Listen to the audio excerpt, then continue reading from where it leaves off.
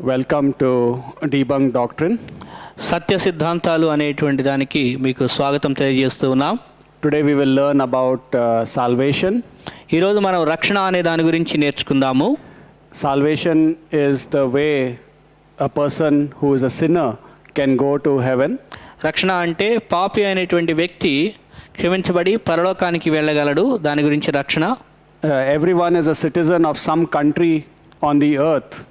ఈ భూమి మీద ఉన్నటువంటి ప్రతి వ్యక్తి కూడా ఏదో ఒక ప్రాంతానికి దేశానికి సంబంధించినటువంటి పౌరుడిగా ఉన్నాడు. But God wants every person to become a citizen of heaven. అయితే దేవుడు ఏం కోరుచున్నాడంటే ప్రతి ఒక్కరూ కూడా పరలోక పౌరుడిగా ఉండాలని కూడా కోరుచున్నాడు. One day we will depart from this body. ఎందుకనంటే ఒక రోజున ఈ యొక్క దేహంలో నుంచి మనము వేరైపోతున్నాం. And are we going to go to heaven? అయితే మరి మనం పరలోకానికి వెళ్తున్నామా? There are many ways that people say can be a method to go to heaven. పరలోకానికి వెళ్ళడానికి అనేకమైనటువంటి మార్గాలను అనేక దారులను గురించి ప్రజలు చెప్తూ ఉంటారు. And those ways are maybe not giving them the assurance that they are going to heaven. అయితే ఆ దారులన్నీ కూడా వారు పరలోకానికి వెళ్తాము చేర్చుతాయి అనేటువంటి నిశ్చయతను కలిగి ఉండవు. If you believe in any wrong way to go to heaven, definitely you will not get the assurance. పరలోకానికి వెళ్ళాలి అని చెప్పి తప్పుడు దారిలోను నమ్ముతూ ఉంటే అది నీకు నిశ్చయతను పొందుకోలేకుండా చేస్తుంది. And many seeming Christians also have a wrong viewpoint about salvation. చాలా మంది క్రైస్తవులు అనుకున్నప్పటికీ కూడా వారు కూడా ఈ రక్షణ గురించి తప్పుడు ఆలోచనలు కలిగి ఉంటున్నారు. And so today's topic is about salvation by grace or good works. ఈరోజు మనం చెప్పుకునేటువంటి అంశం ఏంటంటే రక్షణ అనేటువంటి కృప ద్వారానా లేకపోతే క్రియలు మంచి క్రియలు సత్క్రియల ద్వారానా అనే దాని గురించి చెప్పుకోబోతున్నాం. And this is a very crucial topic because without this understanding we will not be at peace in our heart. ఇది చాలా ప్రాముఖ్యమైన అంశము. ఎందుకనంటే ఈ అంశం తెలుసుకోకపోతే మన హృదయంలో శాంతి సమాధానమును కలిగి ఉండలేం. Today I will be debunking the doctrine of salvation by good works. ఈరోజు నేను తెలియజేసే అంశం ఏంటంటే రక్షణ అనేటువంటిది సత్క్రియల ద్వారా పొందుతామని అనే ఆ సిద్ధాంతాన్ని సరిచేస్తూ మీకు సత్య సువార్తను చెప్తున్నాను. సత్యవాక్యం. Many people think that the more good works you do, the more chances are for you to go to heaven. ఎందుకంటే చాలా మంది ఏమనుకుంటారంటే నువ్వు చాలా సత్క్రియలు చేస్తే నువ్వు పరలోకానికి వెళ్తావు అనేటట్టుగా చాలా మంది ఆలోచన చేస్తారు. They think that God will allow entry into heaven based on how many good works we have done on earth. ఎందుకంటే ప్రజలు ఏమనుకుంటారంటే నువ్వు చేస్తున్నటువంటి మంచి పనులను ఆధారం చేసుకొని వాటి ఆధారంగా దేవుడు నిన్ను పరలోకంలోనికి ప్రవేశింపజేస్తాడు అని అనుకుంటారు. And many nominal or so-called Christians, they also believe that by keeping the commandments of Jesus we can go to heaven. చాలా మంది నామకార్థ క్రైస్తవులు ఈ యొక్క ఆజ్ఞలు యేసు యొక్క ఆజ్ఞలు పాటించడం ద్వారా మనం పరలోకానికి వెళ్తాము అని అనుకుంటారు. If you ask a nominal Christian how to go to heaven, they will say we must follow the golden rule. నామకార్థ క్రైస్తవుల్ని నువ్వు పరలోకానికి ఎలా వెళ్తావు అని అడిగినట్లయితే వాళ్ళు ఏమంటారంటే మనకు ఒక సువర్ణ పద్ధతి అనేటువంటిది బైబిల్లో ఉంది, ఆ నియమాన్ని పాటించాలంటారు. They refer to the golden commandment given by Jesus in Matthew 7:12. మత్తయి సువార్త 7:12 యేసుక్రీస్తు వారు చెప్పిన ఆ నియమ నిబంధనని వాళ్ళు తెలియజేస్తూ ఉంటారు. Jesus said that do unto others what you would want others to do unto you. మత్తయి 7:12 ప్రకారం ఇతరులు నీకు ఏం చేయాలని తలుచుకుంటున్నావో అది నువ్వు ఇతరులకు చెయ్యి, ఆ విధంగా చేస్తే మంచిదని వాళ్ళు అంటారు. That verse is taken out of context and they think that by obeying that verse we can go to heaven. ఆ వచనాన్ని వారు సందర్భానికి వెలుపల అంటే సందర్భం కాకుండా ఆ వచనాన్ని వర్ణిస్తూ ఆ వచనాన్ని తీసుకొని ఓ పరలోకానికి వెళ్తారని అనుకుంటారు. That verse does not talk about going to heaven. అయితే అక్కడ ఆ వచనం అనేటువంటి రక్షణ అనేటువంటి సందర్భాన్ని గురించి మాట్లాడటం లేదు. That verse talks about how to live with people. అక్కడ ఆ వచనం అనేది ప్రజలతో ఏ విధంగా జీవించాలో ఆ వచనం మాట్లాడుతూ ఉన్నది. And so that is the obeying the golden rule will not take us to heaven. కాబట్టి అక్కడ ఆ వచనాన్ని ఆ రూల్ని పాటించడం అనేది మనల్ని పరలోకానికి తీసుకొని వెళ్ళదు. So can a sinner do good works that will be accepted by God to take them to heaven? అయితే వ్యక్తి ఒక మంచి కార్యాలు చేసి ఆ మంచి కార్యాలు దేవుని చేత అనుమతించబడి పరలోకానికి వెళ్ళేటట్లుగా చేస్తాయా? Or can a so-called believer in Jesus, a namesake believer in Jesus, who is called a Christian, can he keep all the commandments of Jesus? లేకపోతే నామకార్థ క్రైస్తవులు లేదా క్రైస్తవులు అని చెప్పుకుంటున్నటువంటి వాళ్ళు యేసు చెప్పిన ఆజ్ఞలన్నీ కూడా పాటించే స్థాయిలో ఉన్నారా? So let's look at Romans chapter 3 verse 10. రోమా 3వ అధ్యాయం 10వ వచనాన్ని ఒకసారి మనం చూద్దాం. Here in the book of Romans chapter 3 and verse 10, it says, as it is written, there is none righteous, no, not one. ఇందుని గురించి రాయబడింది ఏమనగా నీతిమంతుడు లేడు ఒక్కడును లేడు అనే మాట ఉన్నది. So God is saying there is no one who is doing what is right. నీతిని జరిగించే వాళ్ళు ఎవరు కూడా లేరు అనే విషయాన్ని తెలియజేస్తున్నారు. And again in Romans chapter 10 verse 12 it says like this. Roma 10:12 They are all gone out of the way. They are together become unprofitable. There is none that doeth good, no, not one. ఇక్కడ ఈ వచనం ఇక్కడ కూడా ఏమనుందంటే నీతిమంతుడు ఒక్కడు కూడా లేడు అనే విషయాన్ని తెలియజేస్తూ ఉన్నారు. So here God is saying there is no one who is doing good. అంటే నీతిని చేసేవాళ్ళు ఒక్కడు కూడా లేరు అనే విషయాన్ని తెలియజేస్తున్నారు. Then how can we expect God to take us to heaven when God says there is no one who is doing good? నీతిని జరిగించే వాళ్ళు లేరు అని దేవుడు చెప్తున్నప్పుడు ఇక ఏ విధంగా మనం పరలోకానికి వెళ్ళగలం, ఏ విధంగా తీసుకెళ్తాడు? Why is God saying that our good works which we are trying to do also is not approved by him? మనం చేసే నీతి క్రియలు అనేటువంటివి దేవుని దృష్టిలో అవి అంగీకారం కాదు అని ఎందుకు దేవుడు తెలియజేస్తున్నాడు? So we must understand that the motive that people have of doing good. ప్రజలు నీతి లేకపోతే మంచి క్రియలు చేస్తున్నారంటే దాని వెనకాల ఉన్నటువంటి ఉద్దేశం ఏంటో అర్థం చేసుకోవాలి.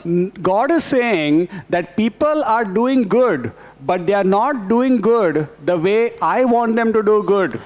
దేవుడు ఏమనంటే ప్రజలు సత్క్రియలు చేస్తున్నారు, అయితే వారు చేసే మంచి అనేటువంటి నేను చెప్పిన పద్ధతిలో చేయట్లేదు అని చెప్తున్నాడు. For example, people will do good for the people they prefer.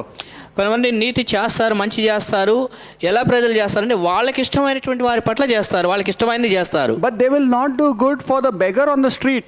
లేకపోతే అడుక్కునేటువంటి వాడు వీధిలో ఉంటే వాళ్ళకేమీ నీతి చేయలేరు, మంచి చేయరు. Even if they give 10 rupees to the beggar on the street, that is not the best goodness for the beggar.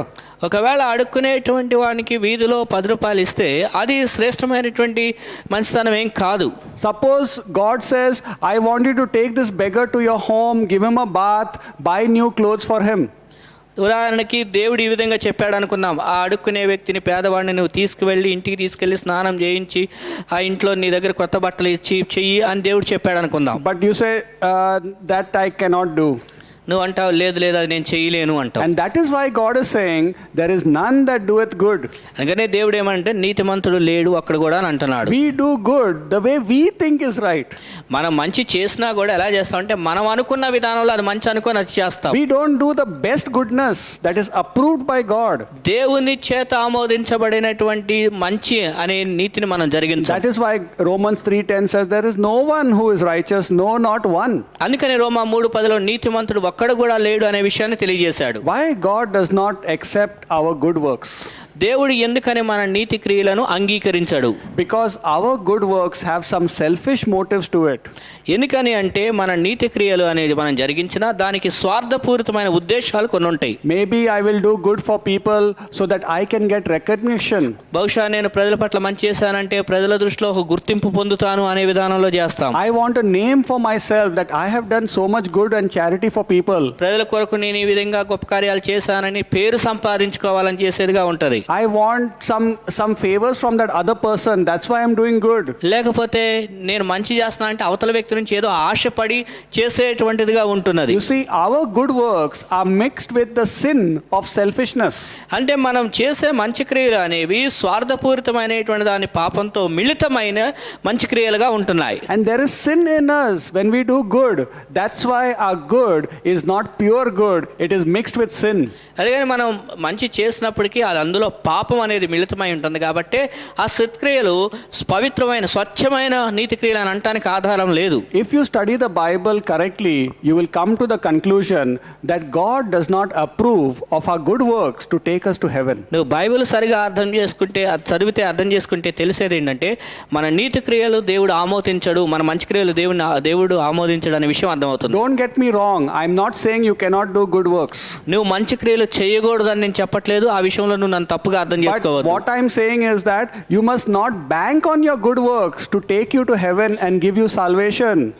అయితే నేను చెప్తున్న విషయం ఏంటంటే నువ్వు రక్షణ పొందటం కోసము నువ్వు మంచి కార్యాలు చేసి అది నన్ను పరలోకానికి తీసుకువెళ్తాయి అనే ఆ ఉద్దేశంతో మాత్రం చేయవద్దు. Hope you understand. ఇది నువ్వు అర్థం చేసుకుంటావని నేను అనుకుంటున్నాను. Do good for people, do good, but don't think that your good works are a guarantee to take you to heaven. సత్క్రియలు నువ్వు చేయాలి, అయితే నీ సత్క్రియలు నిన్ను పరలోకానికి తీసుకువెళ్తే అవి నీకు గ్యారంటీ ఇస్తాయని మాత్రం అనుకోవద్దు. Obey the commandments of Jesus, no problem, but that is not a guarantee to take you to heaven.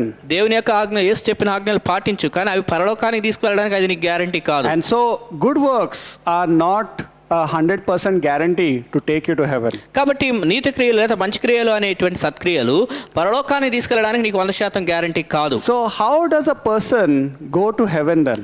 అరే మరి అలాంటప్పుడు ఒక వ్యక్తి ఏ విధంగా పరలోకానికి చేరగలడు? Let us look at Ephesians chapter 2 verse 8 and 9.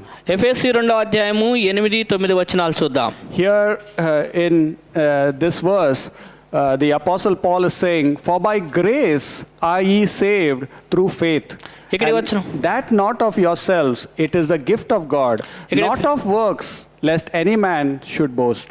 ఇక్కడ ఎఫెసీ 2వ అధ్యాయంలో 8-9 మీరు విశ్వాసం ద్వారా కృపచేతనే రక్షింపబడి ఉన్నారు, ఇది మీ వలన కలిగినది కాదు, దేవుని వరమే, అది క్రియల వలన కలిగినది కాదు గనుక ఎవడునూ అతిశయపడవీల్లేదు. So here it says, for by grace are you saved. మీరు కృపచేత రక్షింపబడి ఉన్నారు అనే విషయాన్ని చెప్పారు. And in verse 9 it says, you're not saved by works. క్రియల వలన రక్షణ పొందినది కాదు అని 9వ వచనం తెలియజేస్తున్నది. Because here Paul is saying, if you do works, you are boasting about the works, you have sin in you. ఒకవేళ క్రియలు చేసి అది నువ్వు అతిశయపడితే అది పాపం అవుతుంది అనే విషయాన్ని కూడా తెలియజేస్తున్నారు. And so doing good works will not give us entry into heaven. That is what this verse is saying. ఈ వచనాల ఆధారంగా మనం తెలుసుకోవాల్సింది ఏంటంటే సత్క్రియలు అనేటువంటివి మనం పరలోకానికి చేర్చవు, ఆ విషయాన్ని మనం అర్థం చేసుకోవాలి. You may give lakhs of rupees for charity, thinking that after you die you'll enter into heaven, but it will not be true. లక్షల కొలది డబ్బులు నువ్వు చారిటీ అంటే మంచి క్రియల కోసం ఇచ్చినా అది నేను పరలోకానికి తీసుకువెళ్ళేది అని అనుకుంటే అది మాత్రం నీకు గ్యారంటీ ఇవ్వదు. You may start an NGO to help the needy people and the downtrodden people, but that will not guarantee you entry into heaven. లేకపోతే నువ్వు పేద ప్రజలకు ఏదో సహాయం చేయాలని ఒక NGO స్టార్ట్ చేసి కార్యక్రమాలు చేసినా అది నిన్ను పరలోకానికి తీసుకెళ్తానే గ్యారంటీ లేదు. Why God is saying not by works? ఎందుకని క్రియల వలన కాదు అని దేవుడు ఎందుకు చెప్తున్నాడు? Because people are thinking that our good works can pay for our bad works. ఎందుకనంటే ప్రజలకున్న ఆలోచన ఏంటంటే మన సత్క్రియలు అనేవి మనం చేసిన దుష్క్రియలు అంటే చెడు పనులు ఏమన్నాయో దానికి వెల చెల్లించినట్లుగా అవుతాయి అన్నట్లుగా అనుకుంటున్నారు. Every man knows that they have done some sins or some bad works in their past. ప్రతి మనిషికి తెలిసింది ఏంటంటే గతంలో వారు కొన్ని పాపాలు కొన్ని చెడు పనులు చేశారని వాళ్ళకి తెలుసు. So now they start doing good works. ఇప్పుడు వాళ్ళు ఏదో మంచి కార్యాలు చేయాలని ఆశపడుతున్నారు. And they are thinking that I will tell God, don't look at my bad works, please look at my good works. వాళ్ళు ఏమనుకున్నారంటే దేవా నేను చేసిన చెడు పనులను చూడొద్దు కానీ ఇప్పుడు నేను మంచి పనులు చేస్తున్నాను, ఈ మంచి పనులను చూడు అన్నట్లుగా ఆలోచన చేస్తారు. So they think that they will set their record straight by doing some good works. వాళ్ళు ఏమనుకుంటున్నారంటే ఇప్పుడు మంచి కార్యాలు చేయటం ద్వారా వాళ్ళకున్న రికార్డుని ఇప్పుడు ఏదో సరి చేసుకుంటున్నాము అని అనుకుంటున్నారు. Let me tell you that is not the way God works. అయితే దేవుడు ఆ విధంగా కార్యం జరిగించడు అనే విషయాన్ని నేను మీకు చెప్తున్నాను. God does not have amnesia where he forgets about your bad works. నీవు చేసిన పనిని దేవుడు ఆ విధంగా మర్చిపోయేవాడు కాదు, నువ్వు చేసిన చెడుని మర్చిపోయేవాడు కాదు. Your bad works are in the memory of God and it is not erased. దేవుని యొక్క జ్ఞాపకంలో నువ్వు చేసిన చెడు కార్యాలు అనేవి ఉంటే అవి తొడిపబడవు. Good works cannot erase the bad works that are in the memory of God. నువ్వు చేసిన మంచి క్రియలు అనేవి దేవుని జ్ఞాపకంలో ఉన్న నీ చెడు కార్యాలు నువ్వు చేసిన జ్ఞాపకాన్ని తుడిపివేయవు. You may say, God, please ignore my bad works, my sins by the looking at my good works, but it will not happen. నువ్వు అనుకోవచ్చు, దేవా నా మంచి కార్యాలు చూసి నేను చేసిన ఆ చెడు కార్యాలను కొట్టేసే తుడిచేసే అని అంటే ఆ విధంగా అది పని జరగదు. and God is a person who is a judge and he must punish the bad works. ఎందుకంటే దేవుడు తీర్పు తీర్చే దేవుడు, ఆయన పాపపు కార్యాలకి తీర్పు తీర్చి శిక్షించాలి. And so there must be a good news how the bad works that we have done can be erased from the memory of God. అయితే సువార్త అనేది ఉండాలి. ఏంటి అంటే మనం చేసిన చెడు దేవుని జ్ఞాపకంలో నుంచి ఆ చెడు అనేటువంటిది ఏ విధంగా తుడిపేయబడతది. And that's why here Paul is saying it is by the grace of God. అందుకని ఇక్కడ పౌలు ఏమనంటే అది కృప చేత అనే విషయాన్ని తెలియజేశాడు. Grace of God is the good news where we can get forgiveness of all our sins. ఈ కృప అనేటువంటిది మనకి శుభవార్త. ఏంటి అంటే మన పాపములన్నిటికీ కూడా క్షమాపణ అనేది మనకి తెలియజేస్తుంది. You might have not heard the word grace before. ఇంతకుముందు కృప అనే పదం నువ్వు వినకపోవచ్చు. And it may be a new word for you. అది బహుశా నీకు క్రొత్త పదం అవ్వచ్చు. So what is the meaning of this grace? ఈ కృప అంటే అర్థం ఏంటి? Grace means that someone who is superior is doing all the work to help you. ఈ ఉన్నతమైనటువంటి వ్యక్తి నీకు సహకరించి నీకు కావాల్సిన కార్యక్రమాలు జరిగించడం, అది కృప. Just like a mother will cook for a child, will wash the clothes of a child because the child cannot do it. ఏ విధంగా అయితే తల్లి తన పసిపాప ఏ విధంగా అయితే తన సొంతగా స్నానం చేయలేదో, వస్త్రాలు ఉతికేలేదో, ఆ బిడ్డ కోసము తల్లి స్నానం చేయించి వస్త్రాలు ఉతుకుతాడో ఆ విధంగా చేయటం అన్నమాట. So grace of God means that God has done something for sinners like us to take us to heaven. కాబట్టి కృప అంటే ఏంటంటే దేవుడు ఏం చేశాడంటే పాపులైన మనలను పరలోకానికి తీసుకువెళ్ళడానికి ఆయన కార్యం జరిగించాడు. Do you know what is that grace work that God has done? ఆ కృపా కార్యం ఆయన ఏం జరిగించాడో ఆ విషయం నీకు తెలుసా? Listen to this carefully. ఈ విషయాన్ని నువ్వు జాగ్రత్తగా విను. God sent his own son Jesus Christ to die for the punishment of all your sins. నీ పాపములన్నిటి కొరకు ఆ శిక్ష భరించి చనిపోవడం కొరకు దేవుడు తన ప్రియకుమారుడైనటువంటి యేసుక్రీస్తు వారిని నీ కొరకు ఈ లోకంలోనికి పంపించారు. Not only your past sins, your present sins and even your future sins, Jesus died on the cross for all of us. కేవలం నువ్వు గతంలో చేసిన పాపాలకే కాదు, ప్రస్తుత పాపాలు అన్ని పాపముల కొరకు కూడా యేసుక్రీస్తు వారు ఆనాడే సిలువలో చనిపోయారు. I had told you that God has to punish us for our sins.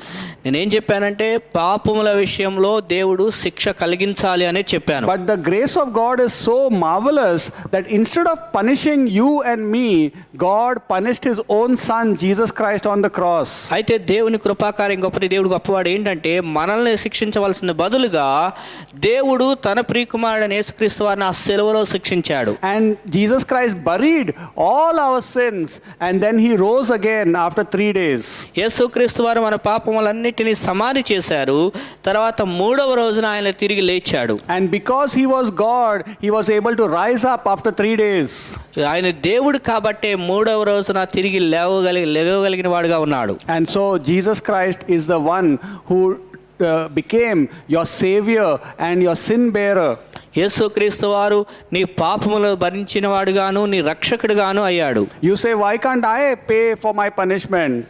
నువ్వు అనుకోవచ్చు నా పాపాల కొరకు నేనే ఎందుకు పరిహారం చెల్లించకూడదు అని అనుకుంటావు. We don't have the capacity to be punished. We will be forever punished then. ఇక మనం మనం పరిహారం చెల్లించాలంటే అది మన వల్ల కాదు. ఎప్పటికీ కూడా మనం శిక్షించబడే వారి లెక్కలోనే ఉండిపోతాం. When you are in prison, you cannot pay for your crime. నువ్వు చెరసాల వేయబడ్డావంటే నీవు చేసినటువంటి తప్పుల నిమిత్తం నువ్వు అక్కడ వెల చెల్లించడానికి నీ దగ్గర డబ్బులు ఏమి ఉండవు. You need someone to bail you out. నిన్ను బెయిలిపించి బయటికి నడిపించడానికి నీకు వేరే వాళ్ళ అవసరత అనేది కావాలి. We were in the prison of sin, but Jesus Christ bailed us out.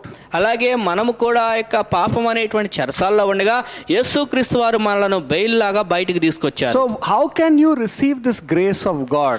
అయితే ఈ దేవుని కృపను నీవు ఏ విధంగా స్వీకరించుకోగలవు? Ephesians chapter 2 verse 8 says, by faith.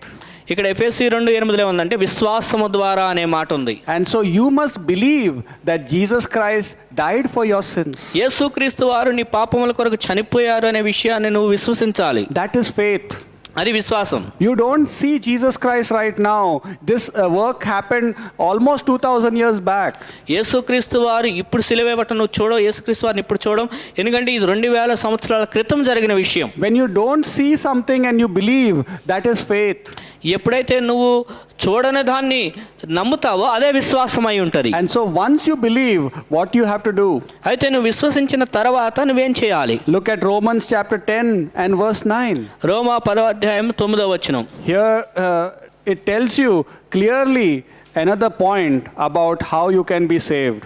ఇక్కడ రోమా 10:9 ప్రకారం నువ్వు ఏ విధంగా రక్షణ పొందగలవు అనే విషయాన్ని తెలియజేశారు. So here it says, for with the heart man believeth unto righteousness, and with the mouth confession is made unto salvation.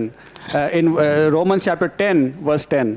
రోమా 10 మన 9-10 వచనాల్లో ప్రభువు నీ నోటితో ఒప్పుకొని మృతుల్లో నుండి లేపనని హృదయమందు విశ్వసించినట్లా నీవు రక్షింపబడదువు, నీతి కలిగినట్లు మనిషి హృదయంలో విశ్వసించును. So it says in Romans 10:10 that with your mouth you have to make confession to God for salvation, and you have to believe in your heart. ఇక్కడ 10 వచనాల ప్రకారము మనం నోటితో ఒప్పుకోవాలి, హృదయమందు విశ్వసించాలి. And the same thing is said in verse 9. 9వ వచనంలో కూడా చెప్పబడింది. And so what is this confession and what is this believing in the heart? నోటితో ఒప్పుకోవడం ఏంటి, హృదయమందు విశ్వసించటం ఏంటి? You must confess with your mouth to God privately that you are a sinner. నువ్వు పాపివి అనే విషయాన్ని దేవుని దగ్గర నువ్వు నోటితో ఒప్పుకోవాలి. And so we must be people who are saying, Lord, I'm sorry, I have sinned against you. ప్రభువా నేను పాపిని, నీకు వ్యతిరేకంగా పాపం చేశాను, నన్ను క్షమించని అడగాలి. And you must believe in your heart that Jesus died for you. అంతేగాక యేసు నీ కొరకు చనిపోయాడనే విషయాన్ని నీ హృదయంలో విశ్వసించాలి. And ask Jesus to come into your heart to forgive all your sins. నీ పాపములను క్షమించడానికి యేసుని నీ హృదయంలోనికి రావాలి అని నువ్వు ఆయన అడగాలి. And Jesus will come into your heart and save you. అప్పుడు యేసుక్రీస్తు వారు నీ హృదయంలోనికి వచ్చి ఆయన నిన్ను రక్షిస్తాడు. Jesus will forgive all your sins if you invite him in your heart and say, Jesus, come into my heart. యేసుని నీ హృదయంలోనికి యేసు నా హృదయంలోనికి రా అని ఆహ్వానిస్తే ఆయన నీలోనికి వస్తాడు. And when you believe in Jesus and invite him in your heart, then you have received the grace of God. ఎప్పుడైతే యేసుని నీ హృదయంలో విశ్వసించి ఆయన అంగీకరిస్తావో అప్పుడు ఆయన దేవుని కృపను కూడా నీవు స్వీకరించిన వ్యక్తివి అవుతావు. And you know what? You will become a citizen of heaven. అప్పుడు నువ్వు పరలోక పౌరుడిగా ఎన్నిక చేయబడతావు. And so this is what Romans 10:10 says, that when you believe in your heart and you make confession to God, then there is salvation for you. ఎందుకంటే ఇక్కడ 10 రోమాలో ఏమనుందంటే ఎప్పుడైతే నువ్వు నీతి కలిగినట్లు హృదయంలో విశ్వసిస్తావో ఒప్పుకుంటావో అప్పుడు నీకు రక్షణ అనేది వస్తుందని తెలియజేశారు. And so here it says, believing in the heart is a righteous work you have to do. నీవు హృదయమందు విశ్వాసం ఉంచటమే నీవు చేసే నీతి కార్యమై ఉన్నది. And so if you say to anyone, what should I do? What work I should do to go to heaven? ఇప్పుడు ఎవరైనా నీవు పరలోకానికి వెళ్ళాలంటే ఏం చేయాలని అడిగినట్లయితే we will look at John chapter 6. యోహాను సువార్త 6వ అధ్యాయము. And here in verse 28. 28వ వచనం. The people come to Jesus and they say to Jesus, what shall we do that we might work the works of God? They are asking Jesus what work we should do. ఇక్కడ ఏం క్రియలు జరిగించాలి అని ప్రజలు వచ్చి అడిగారు. And verse 29, Jesus gave a classic answer. తర్వాత యేసుక్రీస్తు వారు చక్కని సమాధానం తెలియజేశారు. Jesus answered and said unto them, this is the work of God, that ye believe on him whom he had sent. ఇక్కడ యోహాను 6:29 ఏమనుందంటే ఆయన పంపిన వాని యందు మీరు విశ్వసించుటయే దేవుని క్రియ అని వారితో చెప్పాను. Jesus is saying the only good work you need to do is believe on me that I am your savior. యేసు ఇక్కడ చెప్తున్నది ఏంటంటే నేను నీ రక్షకుడిని అని నువ్వు ఆయన విశ్వాసం ఉంచితే అదే నువ్వు చేయవలసిన క్రియ, నువ్వు జరిగించే క్రియ అని చెప్తున్నాడు. And so when you believe in Jesus as your savior, ask him to come into your heart, and that is the way of salvation. కాబట్టి నువ్వు యేసునందు విశ్వాసం ఉంచితే ఆయన నీ హృదయంలోనికి రమ్మని అడుగు, అది రక్షణ మార్గమై ఉన్నది. If you have not invited Jesus in your heart as your savior, privately in your room talk to him. ఇంకా నువ్వు యేసుని హృదయంలో అంగీకరించకపోతే నీ గదిలోనికి వెళ్ళి యేసుతో నువ్వు మాట్లాడు. Say in your heart, Jesus, forgive me, I am a sinner. నీ హృదయంలో చెప్పు, యేసు నేను పాపిని, నన్ను క్షమించని అడుగు. You can pray this prayer right now. ఈ ప్రార్థనను ఇప్పుడే చేయవచ్చు. As you are listening to me, you can repeat this prayer from your heart. You can mean it from your heart. ఈ వాక్యం నేను చెప్తుండగా నువ్వు వింటూ ఉండగా ఇప్పుడే నువ్వు ఈ ప్రార్థన కూడా నేను పలికించేది నువ్వు పలకొచ్చు. Say in your heart, Jesus, I'm sorry I have sinned against you. నీ హృదయంలో చెప్పు, యేసు నేను పాపిని, నన్ను క్షమించు, నేను నీకు వ్యతిరేకంగా పాపం చేశానని చెప్పు. Jesus, come into my heart, forgive me all my sins. యేసు నువ్వు నా హృదయంలోనికి రా, నా పాపములన్నిటిని క్షమించు అన్నాడు. I want to go to heaven. నేను ఆ యొక్క పరలోకానికి వెళ్ళాలని కోరుకుంటున్నాను. I want to have the peace that I am going to heaven. నేను పరలోకానికి వెళ్ళాలి అనే ఆ యొక్క సమాధానం పొందుకోవడం నాకు కావాలి. Thank you, Jesus, for dying for me. యేసు నా కొరకు చనిపోయినందుకు నీకు వందనాలు. And if you say that prayer, Jesus will come into your heart. ఎప్పుడైతే నువ్వు ఈ ప్రార్థన చేస్తావో అప్పుడు యేసు నీ హృదయంలోనికి వస్తాడు. And he will forgive you all your sins. ఆయన నీలోనికి వచ్చి నీ పాపాలన్నిటిని క్షమిస్తాడు. And so I hope you have prayed that prayer. నువ్వు ఆ ప్రార్థన చేసావని నేను అనుకుంటున్నాను. And I hope that you realize that good works cannot take us to heaven. ఈ యొక్క మనిషి చేసే సత్క్రియలనే పరలోకానికి తీసుకువెళ్ళవు. Keeping the commandments cannot take us to heaven. ఆజ్ఞలు పాటిస్తూ ఉండటం అనేది నిన్ను పరలోకానికి తీసుకెళ్ళవు. These are good things to do with people.